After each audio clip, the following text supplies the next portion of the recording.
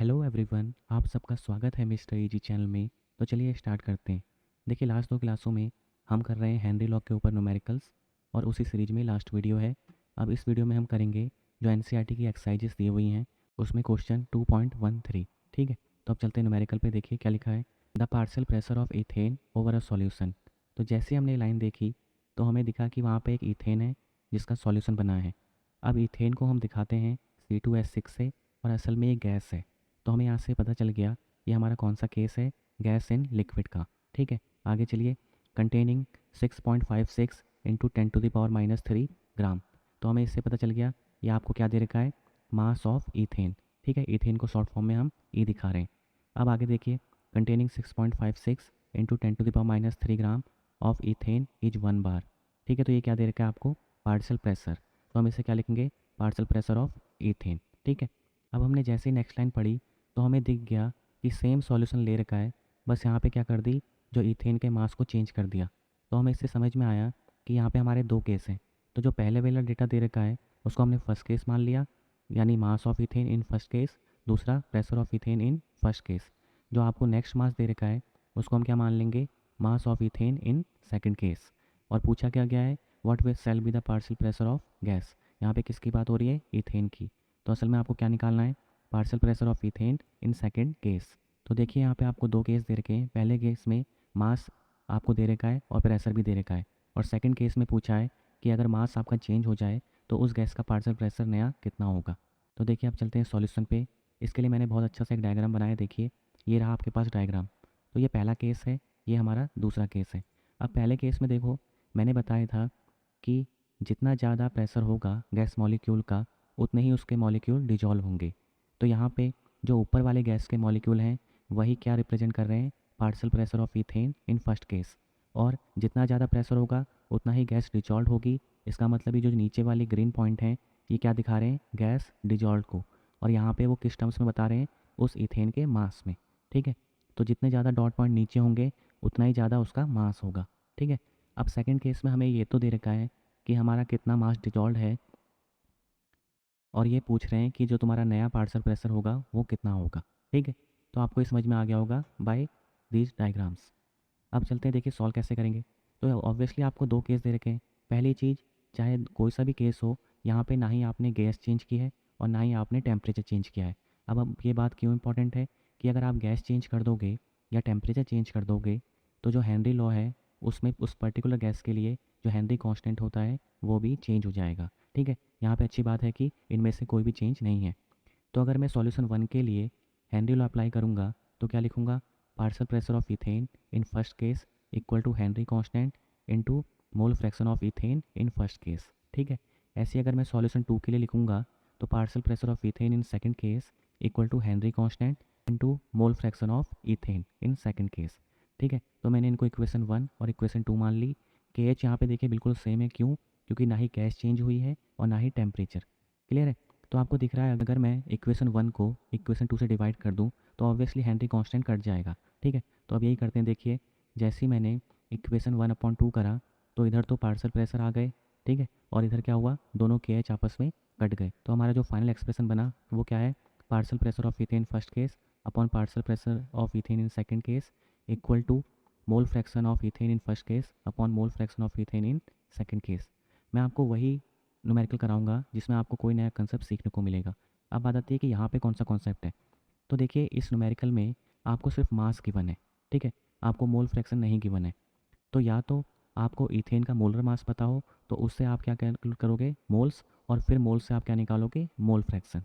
ठीक है, तो या तो आप पूरा डिटेल में करो, पर अगर आपको एक छोटा सा कंसेप्ट पता है तो आपको ना ही मोल्स निकालने हैं और ना ही आपको मोल फ्रैक्शन निकालना है। क्यों, अब चलते हैं उस कॉन्सेप्ट पे। तो कॉन्सेप्ट सिंपल सा है। देखिए आपने क्या पढ़ा है, मोल फ्रैक्शन का फॉर्मूला, कि जब भी हम मोल फ्रैक्शन लिखते हैं तो उसमें क्या लिखते हैं, दोनों के मोल्स। ठीक है, और जब भी मोल्स का फॉर्मूला यूज़ करते हैं वहाँ पे हम न्यूमरेटर में मास लेते हैं और नीचे लेते हैं मोलर मास। जब आपको पता है कि गैस यहाँ पे चेंज नहीं हो रही, यहाँ पे बस क्या चेंज हो रहा है, उस गैस का मास, तो अब आपको मोल्स निकालने की ज़रूरत नहीं है, क्योंकि हमने पढ़ा है कि mole fraction directly proportional two moles होता है और मोल्स डायरेक्टली प्रोपोर्शनल टू होता है तो मास। तो इसका मतलब अगर आपको मास गिवन है तो आपको मोल फ्रैक्शन लिखने की ज़रूरत नहीं है, आप मास के टर्म्स में भी ये न्यूमेरिकल सॉल्व कर सकते हैं। यानी हमें क्या पता चला कि जो इथेन का मोल फ्रैक्शन है वो डायरेक्टली प्रोपोर्शनल है किसके, मास ऑफ इथेन। तो हम मोल फ्रैक्शन की जगह मास ऑफ इथेन से भी काम चला सकते हैं। तो देखिए आपने क्या करा, सेम ये तो सेम है, यहाँ पे अपने मोल फ्रैक्शन के बदले क्या लिख दिया, मास ऑफ इथेन। ये फर्स्ट केस में, ये सेकंड केस में। तो यहाँ से आपको ये सीखने को मिला कि अगर तुम्हारा सब्सटेंस सेम है, जैसे यहाँ पे गैस सेम है, तो अगर मोल फ्रैक्शन का रेशियो देख लो, वही रेशियो सेम आता है मोल का रेशियो, और वही सेम रेशियो किसका आता है, मास का। तो यहाँ पे आपको मोल्स और मोल फ्रैक्शन निकालने की ज़रूरत नहीं है। तो देखिए आपको क्या करना है, वैल्यू पुट करनी है। तो देखिए जैसे हमने वैल्यू पुट करी, तो ऊपर ये हमें क्या दे रखा है, 1 बार, ये आपको निकालना है। ये आपको दे रखा है फर्स्ट केस में मास, और ये आपको सेकंड केस में मास। अब आपने क्या करा, आपको ये निकालना है partial pressure of ethane in second case, तो आपने क्रॉस मल्टीप्लाई करी, तो ये गया ऊपर, और डिनोमिनेटर में क्या गया, 6.56 इंटू 10⁻³ ठीक है। अभी जो 10⁻³ है, ये ऊपर जाएगी तो क्या बन जाएगी, 10⁻3, और ये दोनों आपस में मिलकर क्या बन जाएंगे, 10। ठीक है। तो फाइनल क्या आता है, देखिए जो फाइनल आएगा वो आएगा partial pressure of ethane in second case equal to 5 into 10 upon क्या बचा, 6.56। और जैसे ही मैंने ये डेसिमल हटाया, तो देखिए क्या हुआ, ये तो हो गया 50, और ये 2 जीरो ऊपर बढ़ गए, नीचे क्या रहा, 656। जब आप इसको सॉल्व करोगे एग्जैक्टली, तो जो आपका आंसर आएगा वो कितना आएगा, 7.62 बार। ठीक है, ये एग्जैक्ट आंसर है।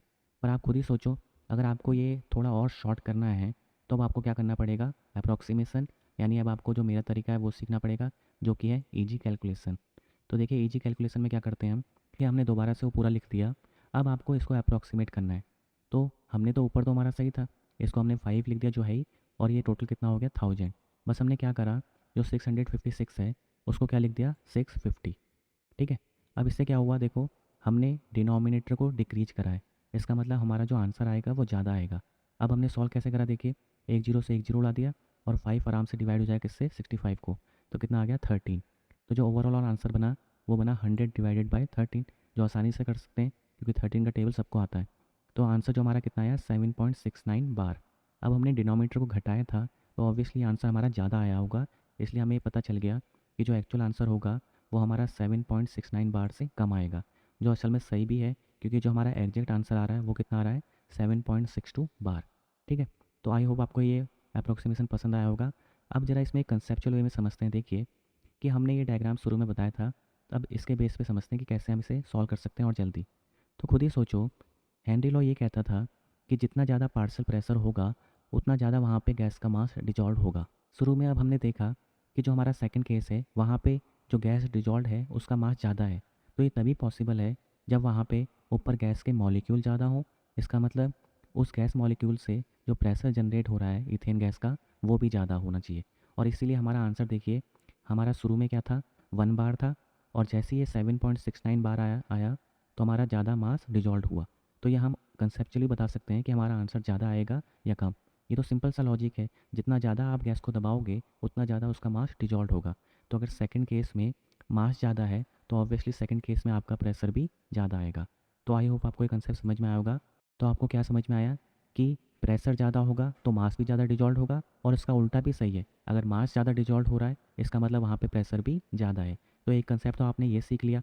दूसरा कंसेप्ट आपने क्या सीखा कि किसी गैस के लिए या किसी भी सब्सटेंस के लिए जो उसका मोल फ्रैक्शन होता है वो डायरेक्टली प्रोपोर्शनल होता है मोल्स के, और मोल्स डायरेक्टली प्रोपोर्शनल होते हैं मास के। इसका मतलब ओवरऑल क्या पता चला कि mole fraction is directly proportional to mass. अब मिलते हैं नेक्स्ट वीडियो में। अगर आपको ये वीडियो यूजफुल लगा हो तो सब्सक्राइब कीजिए चैनल को।